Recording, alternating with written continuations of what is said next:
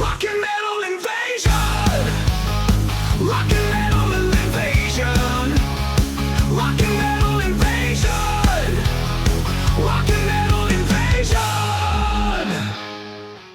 Hi, welcome to Rock and Metal Invasion. My name is Steve.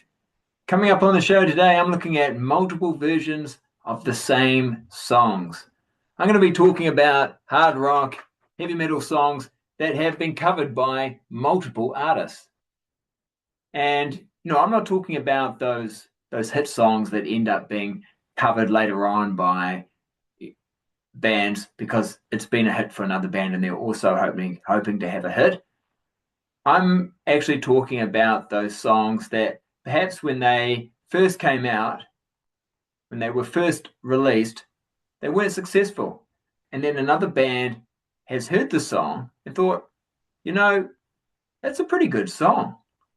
I think it maybe could be a hit and maybe we should record it. As I said, sometimes, an artist will hear a song and think, okay, that wasn't a hit, but I think it could be. And a really good example of that is Tina Turner. Now, she had a hit song from her album Private Dancer with a song called Better Be Good to Me. But that is not a song that she initially wrote and recorded. It initially appeared on the Spider album Between the Lines.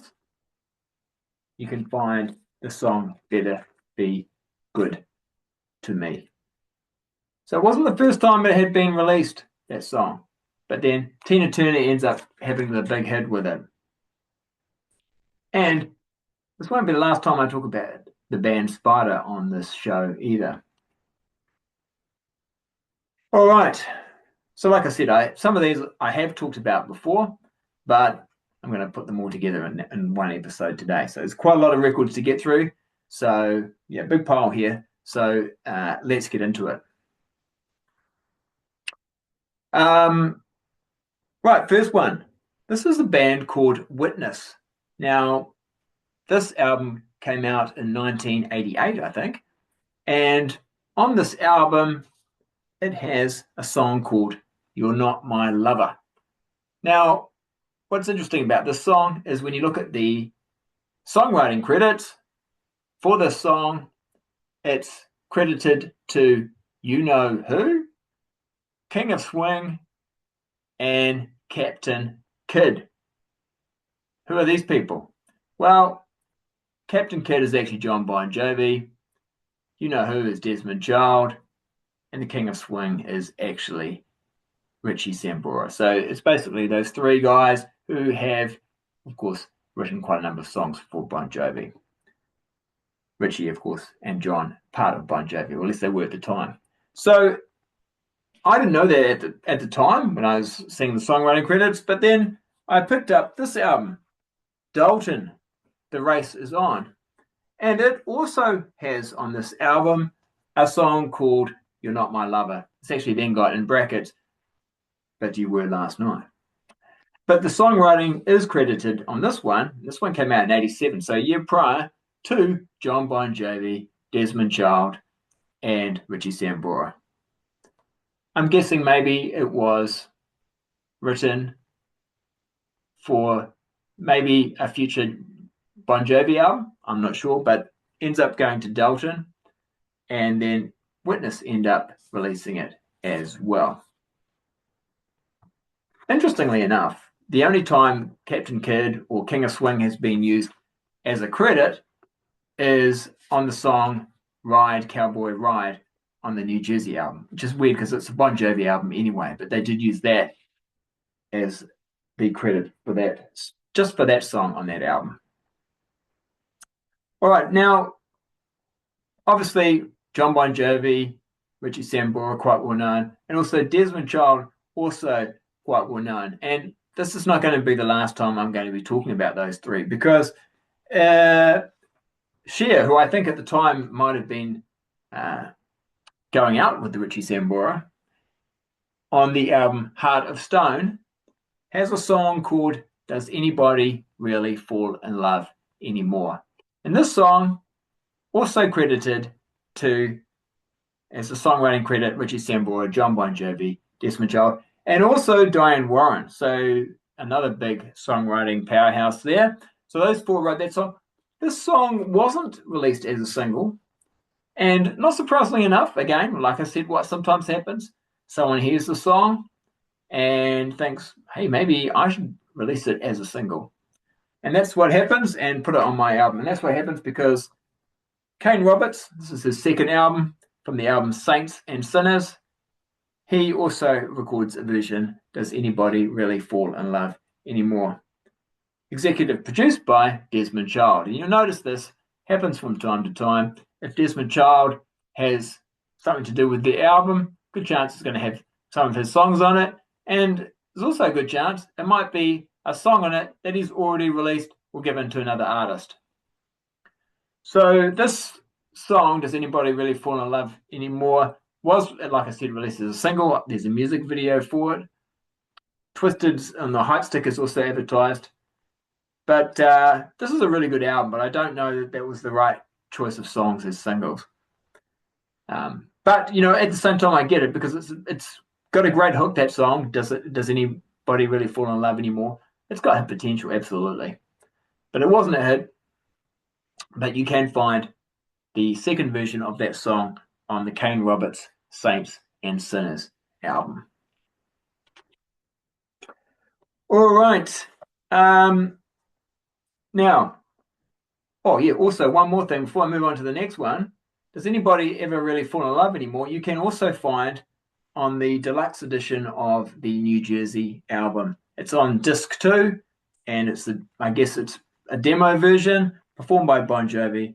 Does Anybody Really Fall in Love Anymore? So like I said, you know, with You Weren't My Lover, maybe that was written for a potential Bon Jovi album. This was actually written for potentially being on the New Jersey album, but didn't make the cut in the end. All right, next one to talk about. Two bands actually very similar, and they both have a thing in common, apart from sounding similar, is they worked with a songwriter called Jack Ponti. So the songwriter the band I'm talking about is Babylon AD, and this album which came out in 1989. Yeah, 1989. This is their debut album. Has a song on it called Desperate, which is written by Jack Ponti. This album is not produced by Jack Ponti, but in 1991, Baton Rouge put out their album Lights Out in the Playground, and this is produced by Jack Ponti, and they have a song on here called Desperate. Babylon AD also have a song on here called Desperate. Both were released as singles. Unfortunately, I think both were not particularly successful, but I can understand why they were released as singles. Great songs, really good, and I really wish this would be put out on vinyl. 1991 release, but was never released on vinyl. This is their second album. Good album. Just if you like their first album, you'd like this one. Again, Jack Ponti's worked on both the albums with them, songwriting. And yeah, Desperate released as singles for both Babylon AD and Baton Rouge. So I guess, you know, they really were thinking, okay, when it didn't work for Babylon AD, Baton Rouge said it's such a good song, or Jack Ponti said, let's just try it again. But it didn't work, but good song. Both good songs. Like I say, similar bands, and I have no preference really as to which one is better. They're both equally good.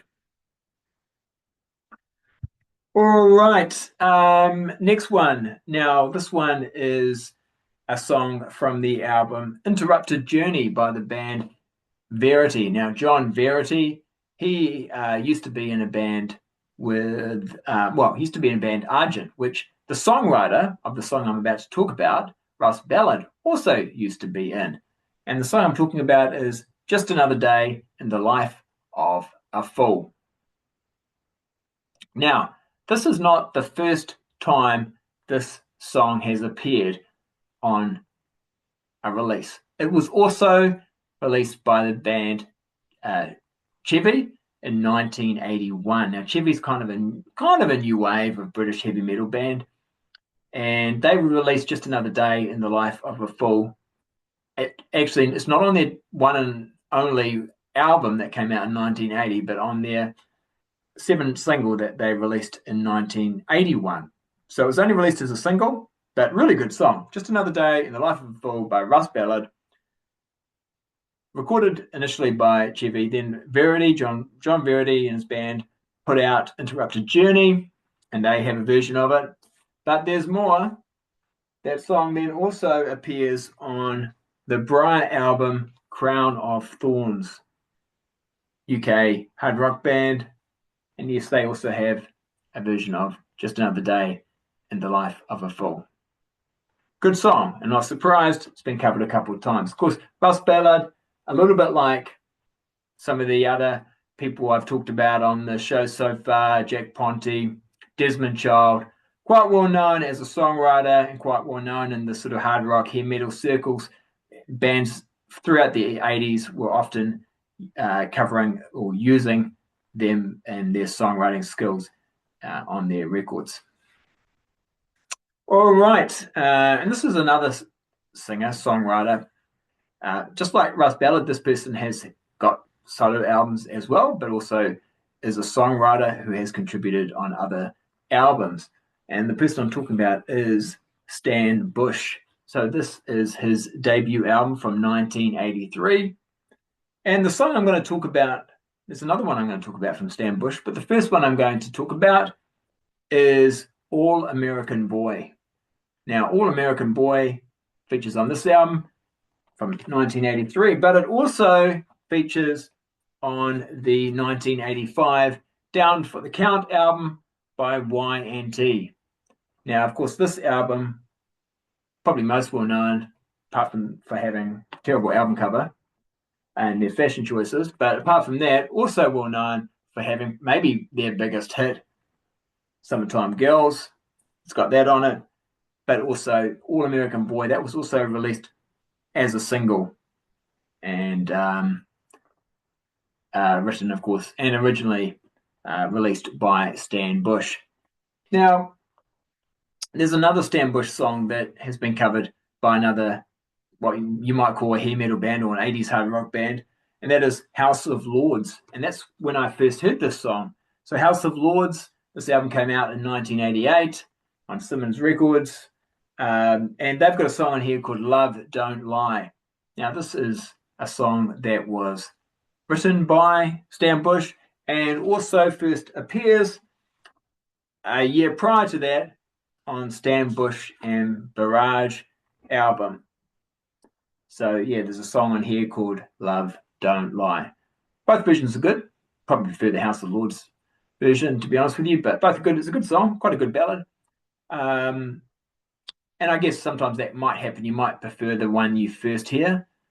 But, yeah, good song. And that's Pat Torpey, who goes on to be in Mr. Big there. All right, now we're coming to a song that is a really good example of this. And I'm sure most people know about this song and the different versions of it.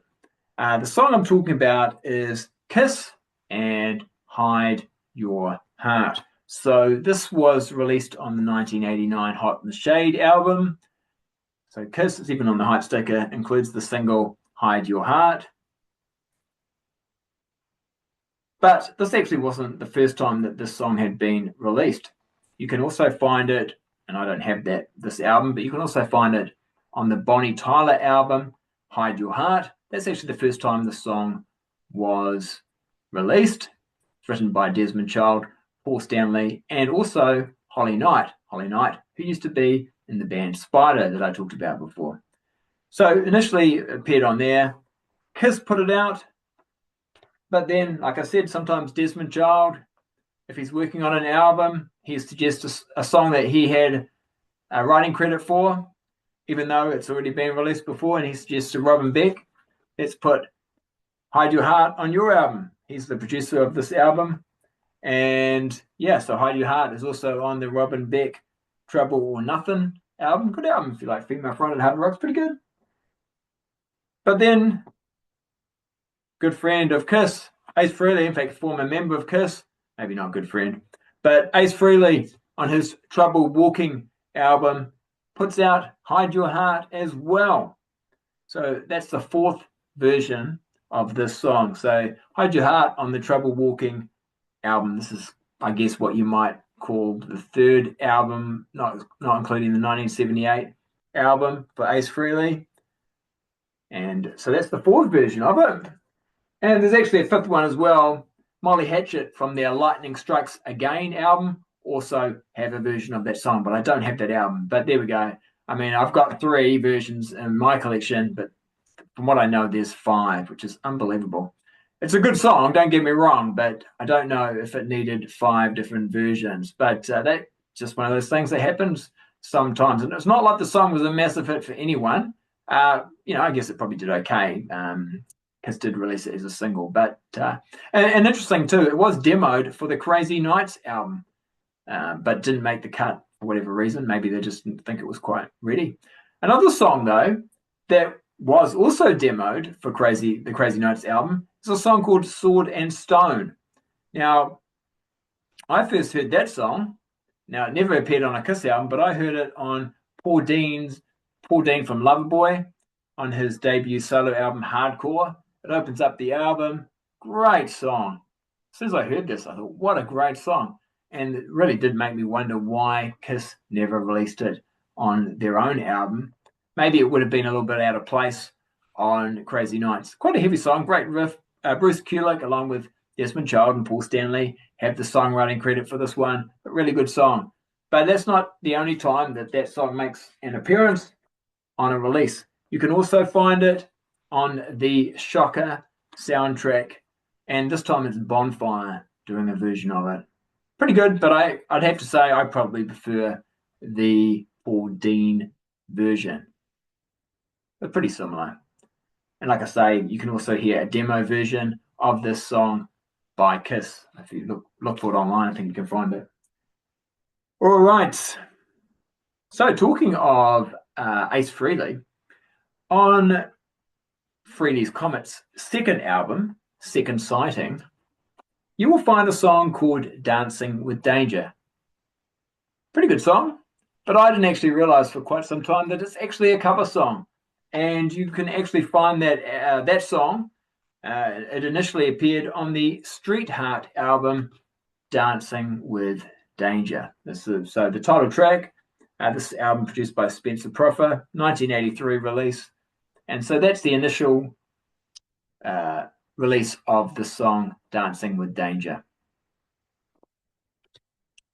All right, another Kiss connection here, because now I'm going to be talking about Voodoo X and Volume 1, The Awakening. Now, probably never a good idea to put Volume 1 on an album. Van Halen, Greatest Hits, Volume 1, for example, because you never can be sure you're going to get to a Volume 2. And Voodoo X never did get to a Volume 2, but this was the band put together by Gene Beauvoir, who'd had a solo career prior to this. And, he ends up having a solo career after this. And also, I think he puts a band together called Crown of Thorns. Pretty good. But, yeah, so there's a song in here, though, called A Lover Like You. And it's co-written with Paul Stanley. And this, though, was actually, interestingly enough, this was not the first time I heard this song. Interestingly enough, the first time I heard the song A Lover Like You, and yes, I do have this album, was on the Craig McLachlan album, Hands Free. Now, the only reason I heard it, I was working in a music shop at the time. This happened to be in the shop, and I thought I'd put it on just to have a listen. And I wasn't particularly thinking that it was that great. But then all of a sudden, the song A Lover Like You came on. It's like, that doesn't sound like anything else on the album. And I had a look and saw the credits, Paul Stanley, and of course, Gene Beauvoir, who maybe I didn't know about at the time, but anyway. And so then later on, I discovered the band Voodoo X, and that they have a song called Lover Like You. So both versions are good. I probably actually prefer, believe it or not, the Craig McLachlan version. But, either way, it's a good song. And Craig McLachlan in the credits, album credits, does mention that he is just very thankful that he's managed to get a Paul Stanley, he's obviously a Kiss fan, song on one of his albums. So, yeah, there we go. 2 versions of that song. Next up, this is an interesting one. This again, and this is quite often happens, the version I hear is not the original version. So originally I heard this song on the album by the band Total Eclipse. And the song I'm talking about is Fire in the Rain. But it actually first appeared on the Maisie album Fire in the Rain. So the title track. And this is, quite a few years prior to this coming out. This has never been released on vinyl. That's why I've got a CD of it. But yeah, first released on the Maisie album. Fire in the Rain is the song. Alex Maisie, of course, on guitars. But the singer is Bernie Kay. And when Bernie Kay forms this band, Total Eclipse, then he decides to use the song Fire in the Rain. And I do prefer this version. But yes, you can also find Fire in the Rain, the original version of it, on Maisie's album. All right, so there's been quite a lot to get through, and still got a few more here, quite a few more here to go. So let's keep moving. Let's get this pile up here. All right, next one. This is an artist I do really appreciate to a point. I mean, up to a certain date. And this is where I think it's his best album. And then after this, I'm no longer interested. And yes, it's Michael Bolton and the album Everybody's Crazy. I really like this album. It's a good hard rock album. As you can see, he's got a real hair metal look here. He was definitely doing the sort of hair metal sound, mid-'80s ALR, hard rock sort of sound. Really well written, melodic hard rock. Great album. The album previous to this that he put out is also very good. But the title track, Everybody's Crazy, also appears on the Steve Thompson album. Now, Steve Thompson, I think he's a German artist. I'm not sure though. It could be English, but anyway, more known in the European area. And on this album, he has a song called Everybody is Crazy. So no apostrophe. It's just Everybody is Crazy, not Everybody's Crazy. But it's the same song that Michael Bolton had released. Good song. And this is not the only time Steve Thompson is going to be appearing on the show today. So, but it'll be a different album. And he's kind of similar, if you're wondering what it sounds like, it's a little bit similar to Michael Bolton mid-'80s period, but not as good. All right. Now, this is a famous one to some degree, because it's been recorded a number of times. And it hasn't really been a hit for anybody in particular, but it's most well known. And this is when I first heard the song, Hot Cherry by Hardline. So on their album Double Eclipse, they did release it as a single. And I was surprised to find out it's a cover song. It actually was initially released and recorded by Danny Spanos, who's not really very well known, from the EP Passion in the Dark. It's a 5-track EP. Came out in 1983. This is actually another Pasha release. Produced by Spencer Proffer again. And the song on here that I'm talking about is called Hot Cherry. So he initially did it, and you can find it on this EP. But there is actually a third version that maybe some people don't know about. And yes, it's Steve Thompson again.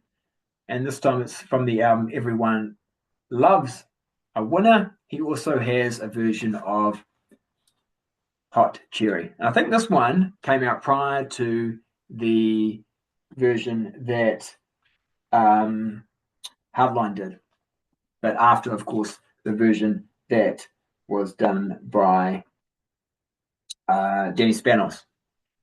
All right. Next up, Lee Aaron, Call of the Wild. Now, I love this album. I love the album cover. Probably my favorite Lee Aaron album. And there's a couple of songs that I'm going to talk about from this album. So the first one is a song called Burning Love. Now, this is not the original version of the song. Prior to this album coming out, it also appeared on the Kicks album, Cool Kids. It came out in 1983. But that wasn't the original version. In 1985, a band called Widow, quite a cool lesser known female fronted hard rock band. This is the album Gone Too Far. Check out the track Bitch, that's really good. But they also have that same song, Burning Love, on their album. But that's not the original version.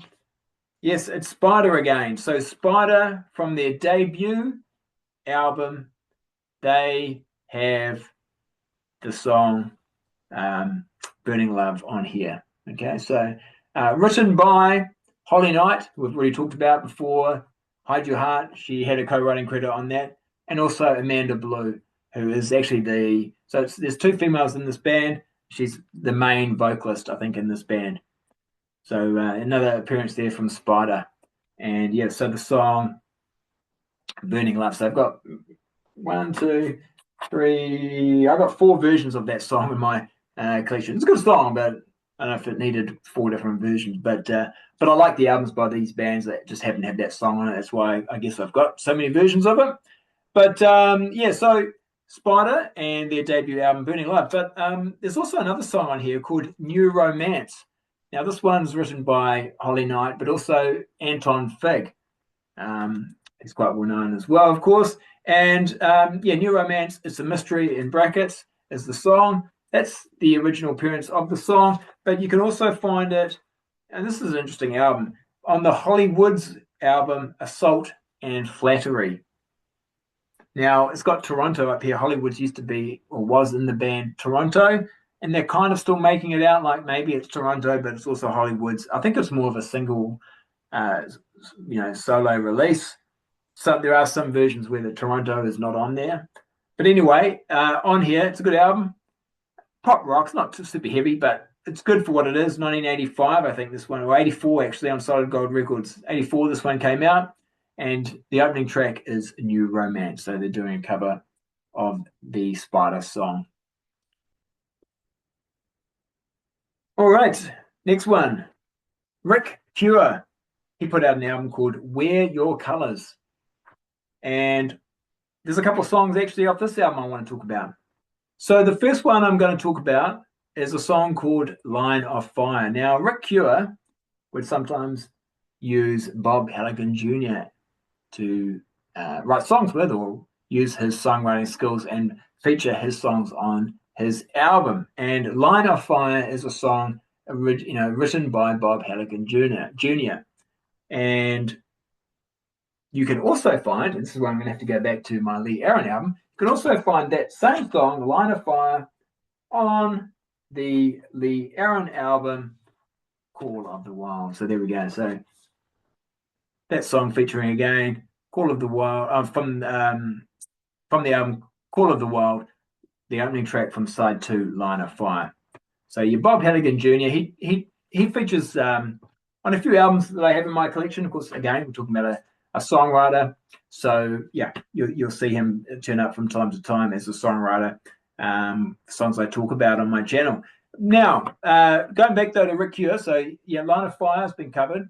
But also there's a song on here called This Raging Fire. It's also written by Bob Halligan Jr. And you can find another version of that song on the Iron Eagle soundtrack. But this time it's written by the John Butcher Axis. So yeah, another version of that song on the soundtrack.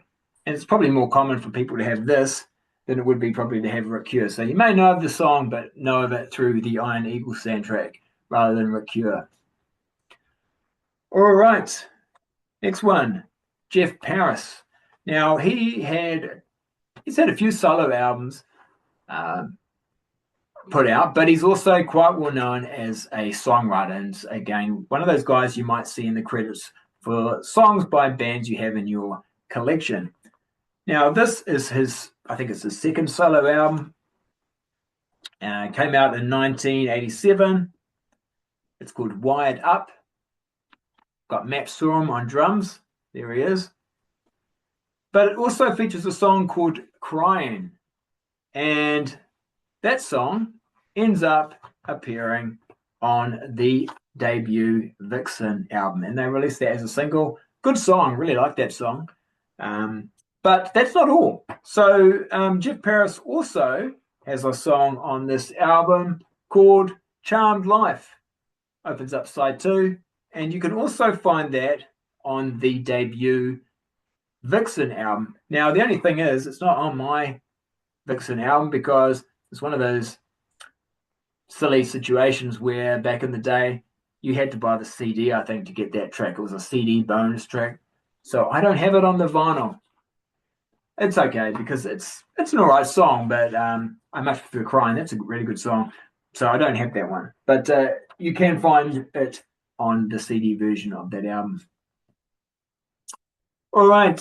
Next one I'm going to talk about is Wasp. Now, when I first heard this song, Scream Until You Like It, I thought, oh yeah, it's a great song. Yeah, this is a great Wasp song. It actually is not a Wasp song, although often what Wasp can do very well, I think, is they can take someone else's song and really make it their own. Very distinctive sound, I guess, as well. But yeah, Scream Until You Like It, it's from it's his theme from Ghoulies too, but it also is a song from the Live in the Raw soundtrack or album. And it is not a Wasp song. It actually first appeared on the Only Child album. Now, this is Paul Sabu on vocals. He's the songwriter. And yeah, Scream Until You Like It. He's the producer of the album, songwriter. They put out a couple of albums, and also Paul Sabu's done solo albums as well. Interesting song title, isn't it? Scream Until You Like It. Yeah, not very politically correct. But this is the 80s, you know. All right, let's keep going. Now, this is fairly well known, I think. The band itself, at the time, it wasn't well known, but because of what happens in the future, become, I guess, more well known. So the band I'm talking about is Girl, and the album is Sheer Greed. Now, the thing with this band is this guy here, Phil Lewis, he goes on to be in LA Guns. This guy here, Phil Collen, he goes on to be in Def Leppard. And there's some songs on here that end up on, what ends up being some fairly well-known hair metal bands, if you want to call them that. So the first one is Hollywood Tees. Now, the band LA Guns had that song on their debut album. And of course, who's the vocalist? Phil Lewis. So that kind of makes sense. So yeah, Hollywood Tees you can find on this album. But also there's a song on this Girl album called My Number. Great song. And Lillian X obviously thought it was a great song because on their Love and War album, they also have a version of My Number with a nice, with a cool, sexy intro by Vanity. But yeah, good song. At the time when that song first came out, and when I first heard that song on this album, I thought that's maybe the best song on the album. And I didn't even necessarily know it was a cover song. It was such a good song. But I think probably now over time, I love this album so much. I can't really say it's necessarily my favorite song on the album, but it's definitely a good song. And my favorite version of that song would be the Lillian X version. All right, next up, it's my good friend, Vinnie Vincent and Vinnie Vincent Invasion.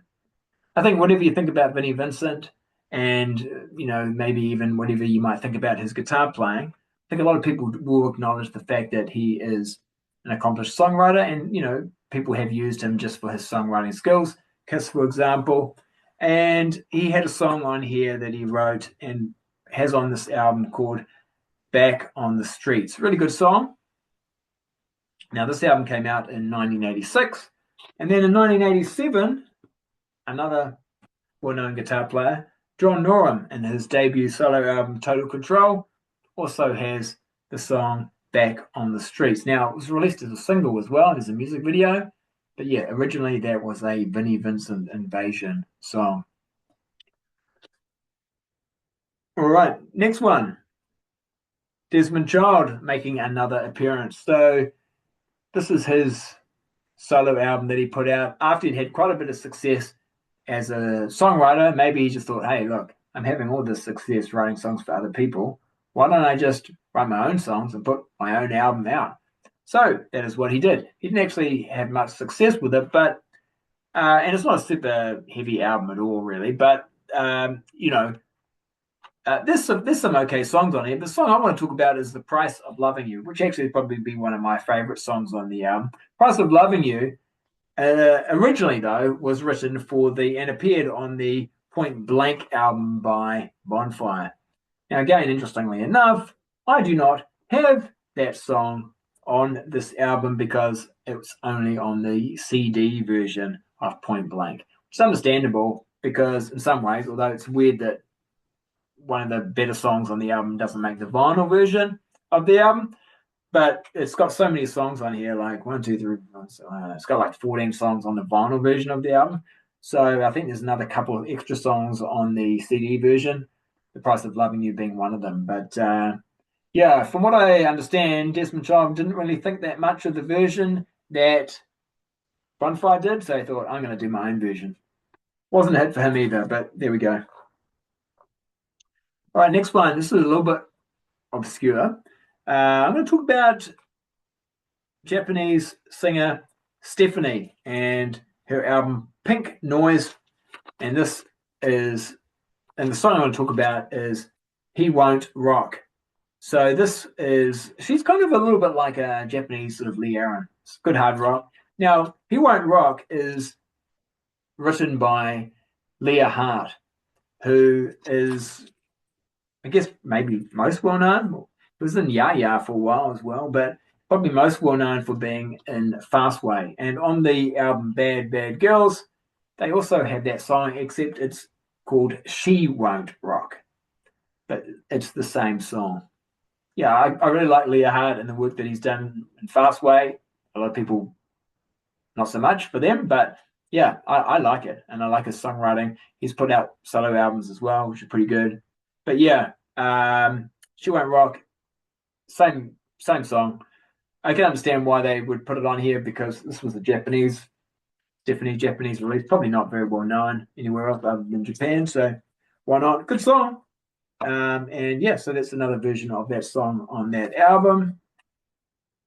Next one, a lot more well known. This is Heart and the album Brigade. So there's a song on here called "Wild Child," probably the heaviest song on the album. For me, the best song on the album. Really, probably the only reason I have this album is because of that song. Good song. It's written by Mutt Lange, though, and initially its first appearance actually was on this album, "Romeo's Daughter." Now, this album has songs written by and produced by Mutt Lange, and "Wild Child" is one of them. It also has a song called "I Cry Myself to Sleep," which you can also find a version of on the Chrissy Steele debut album, which is an album I don't have, yet I seem to talk about it on my channel quite a bit. Anyway, yes, find a version of "I Cry Myself to Sleep" on the Chrissy Steele album, and "Wild Child," great song. Probably my preferred version of that would be the Heart version. Find that on the Brigade album. All right, nearly coming to the end. Next one, we're talking about Bon Jovi again here, and we'll also talk about Jack Ponti, because on the debut Bon Jovi album, there's a song on here called "Shot Through the Heart." Now, that was written with Jack Ponti. And so John Bon Jovi and Jack Ponti, they wrote that. I think they were kind of in a band there for a while together, or they were writing together. But Jack Ponti then takes that song and releases the album "When Midnight Comes" as a member of the band Surgeon. And they also have a version of the song "Shot Through the Heart." Good song, good version. They both do really good versions. They're both similar bands, actually. They're Surgeon, Bon Jovi. Obviously, we know what band ends up having the most success, but yeah, similar bands. And yeah, both good versions. So yeah, Surgeon and "Shot Through the Heart" is another version of that song. All right, next one, Wendy O. Williams. So she was in the Plasmatics, but this is her solo album, and it's produced by Gene Simmons. In fact, a lot of contributions on this album from members of Kiss. And the song I'm going to be talking about is "Thief in the Night." Good song by an album, that ends up being on an album that a lot of Kiss fans maybe aren't that fussed about, but I really like it. I think it's a good album. Yes, so Crazy Nights, "Thief in the Night," you can also find on the Kiss Crazy Nights album. So there we go, two different versions. Of course, it comes out on No, it comes out on the Wendy O. Williams album first, and then it appears on the Crazy Nights album. And that's pretty much it. We've got one more to go. Twisted Sister. Now, Love is for Suckers album. This was initially, I think, going to be a Dee Snider album. If you look at the song credits, you can see it's produced by Bohol, and also you got Red Beach from Winger doing, I think he does a good majority of the guitar playing on it. It's still a good album, though. I really like it, especially the first 3 songs, Wake Up the Sleeping Giant, Hot Love, which I think was a single, is a music video, and Love is for Suckers. But Love is for Suckers is the song I'm talking about. Now, it was not initially released on this album. You can find a version of this album on the Poison Dollies album from 1985. And Gina Steele is one of the guitar player on this album. She ends up, after this band, forming a band called Envy. And who produces their debut album? But Dee Snider from Twisted Sister. All right, there we go. So quite a bit I covered there today. Hope you enjoyed that. If you do enjoy this type of content, hit the thumbs up, hit the subscribe button, and I'll catch you later. All right, see ya.